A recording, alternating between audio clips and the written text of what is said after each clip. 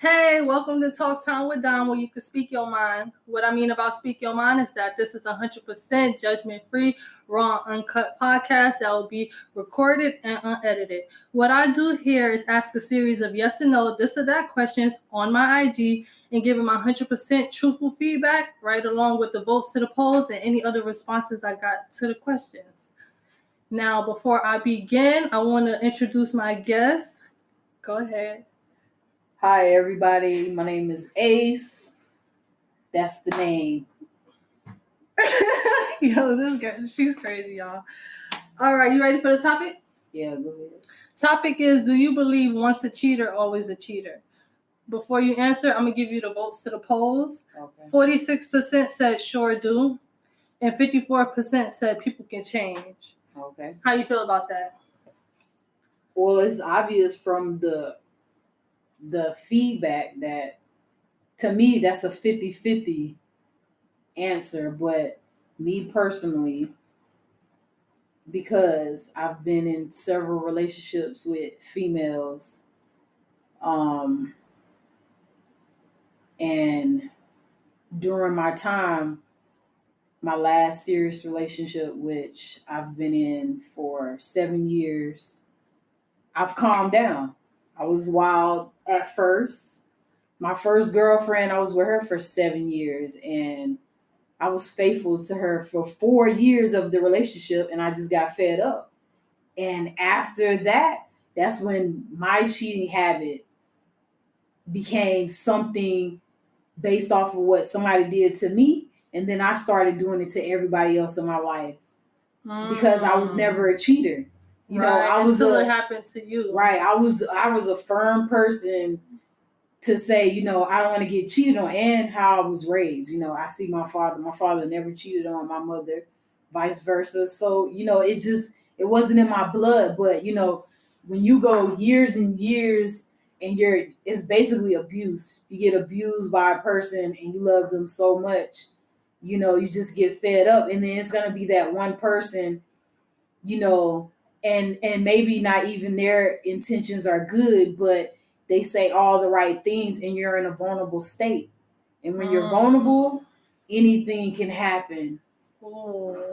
It starts with conversation. That's how it started. It started with simple conversations, you know, another person checking on me, asking me how my day was, putting a smile on my face, while the person that I was actually with, she was cheating. She wasn't paying me no mind. So I was okay with, okay, you can do whatever you want to do. We stopped having sex. And, you know, it was just like she was cheating with males. That was another thing. And that, yeah, like it just, you know, it was like, no, I'm not gonna have sex with you and you cheating. She had babies on me, all kind of stuff. Damn. So it was very emotional and damaging. Traumatizing. Yeah, it damaged me, and I'm still dealing with issues in my previous relationship. You know, based off of something that happened years ago. My first relationship started in 2008. And look where we at. We in 2020. Right. So and you still dealing with. Yeah, I'm dealing with it, but it's like it's in the back of my head. It's not really me. You know, it's a mental thing. That's what it is. It's a mental thing. You mentally, you know, you want to do good, but my girlfriend now, she's damaged. She was in a damaging relationship of 10 years. Mentally, physically, and being abused. And then when you have two hurt people that get together, you know, that combination is never good. But the love that we have, we're trying to help each other. Right. And it's not always good because, you know, I'm here right now and she asked me be honest. And it's just like, you know where I'm at. I told you to come. It's an insecurity. Right. I have insecurities too, but it's like, I'm not really a person. She has never showed me, you know, anything to make me insecure. Right. So it's my own personal insecurities. You know, if she does something and it's not on a cheating level, it's just, you know, if you see something, you be like, well, why are you doing that? Like, let's say she wears some clothes She don't never go nowhere, Everywhere. and she go out for the first time with her friends. I'd be like, well, why you got that on? You know, that's an insecurity, and I don't have to be like that with her. But you know, we're working on it. And that's all you can do, honestly. Like every relationship is a working, how can I, situation. You know what I'm saying? It is. It's an everyday battle. But you have to be willing to put in that work. Like as long as you're willing to put in that work, that's all that really matters. Like it's different if you giving 100 and she not even giving you 50. You know what I'm saying? Then it's like, what am I fighting for? Yeah. I'm already battling all of these things, and I'm trying to sit here and make it work, and you're not even giving me a reason to sit here and make it work. Yeah. So the fact that you guys are even like trying to make it work and trying to get together regardless of both of you guys' insecurities and what both of you guys have been through, that's an amazing thing. Yeah. And I've seen it personally. You guys are funny. Like y'all good together regardless of like how some much. Old people. Yeah. We some old people fighting, and then an hour later, babe, what you want to eat? Like they argue. If you like that. All the time, but I've never seen a connection so strong to where, you feel what I'm saying? Yeah. She knows what you thinking, and vice versa. Yeah. Like, you know what I'm saying? Yeah. And that's a good thing. And like you said, she don't give you a reason. Yeah. You know what I'm saying? Do you think? But on the flip side, right? I've cheated on her at least in 7 years. I've cheated on her 3 times. What made you cheat?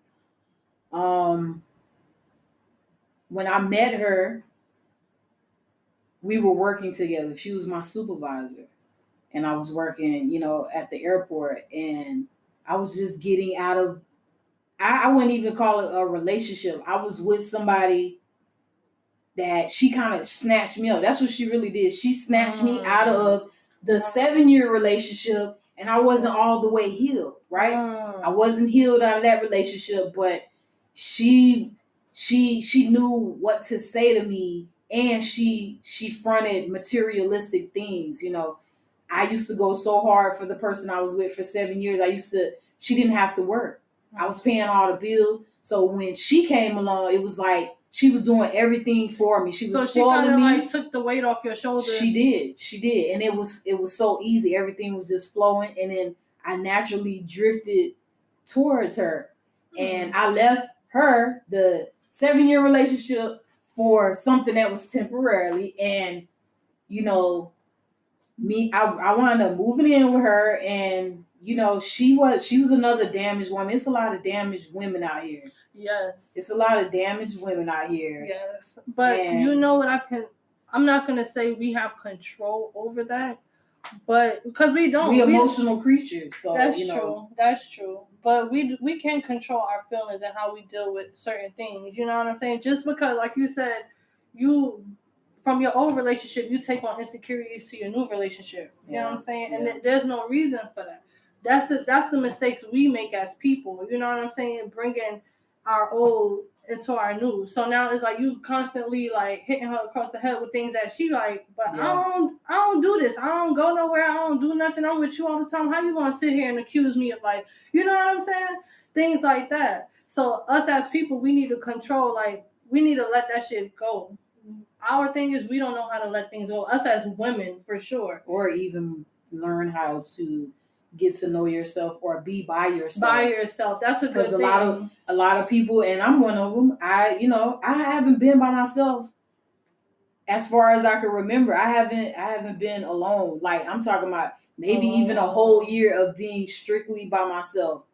I've never been like that. You know what's crazy? This is my first, I would say, 1.5 years, 2 years, like, really getting to know myself. Like, you get what I'm saying? Since I've been, like, 17, I had 3 full relationships. Like, you know what I'm saying? I went from being in one 3-year relationship to turn around being in another 3-year relationship to turn around being in another 3.5 to 4-year relationship. Like, you know what I'm saying? Yeah. And I never gave myself time to be okay with being alone.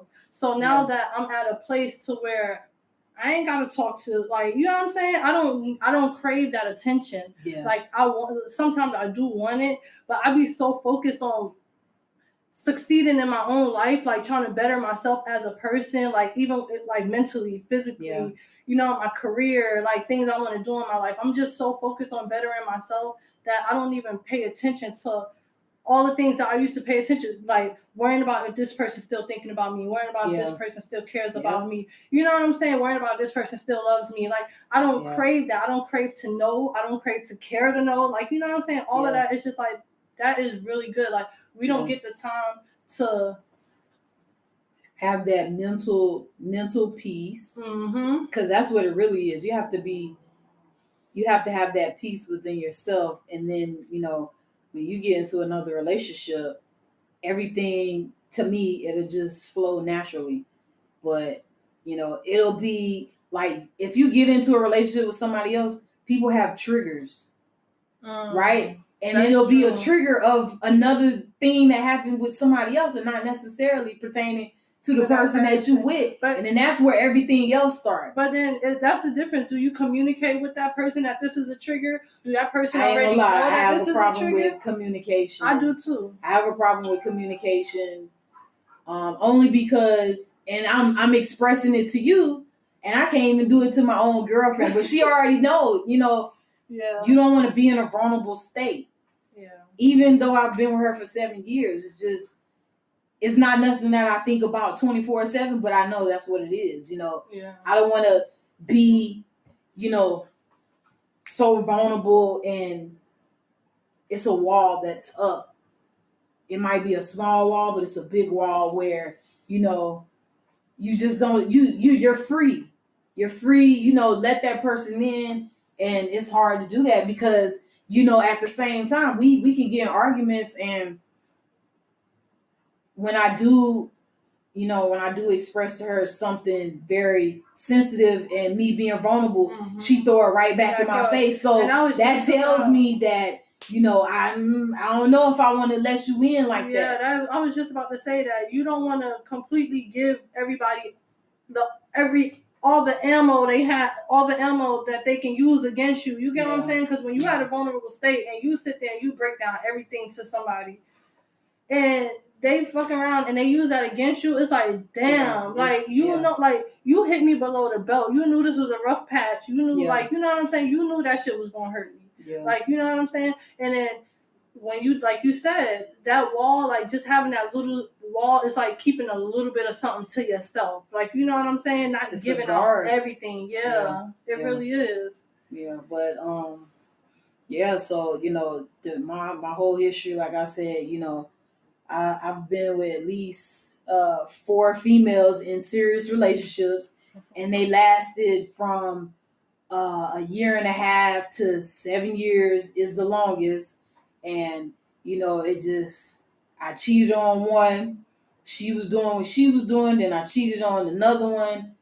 And, you know, I've met some nice women in my life, and I fucked up a lot of times. So at the age of 35, you know, I'm on the straight and narrow. Like, I'm really focused, and I've always been a person about family and, you know, not dividing your family and things like that. So, you know, when you see what you can do when you cheat, you don't want to bring a person to that place, because, you know, it affects just more than one person. You know, I deal with someone who has kids, you know, so the kids get affected when you make decisions based off of, you know, other things, you know.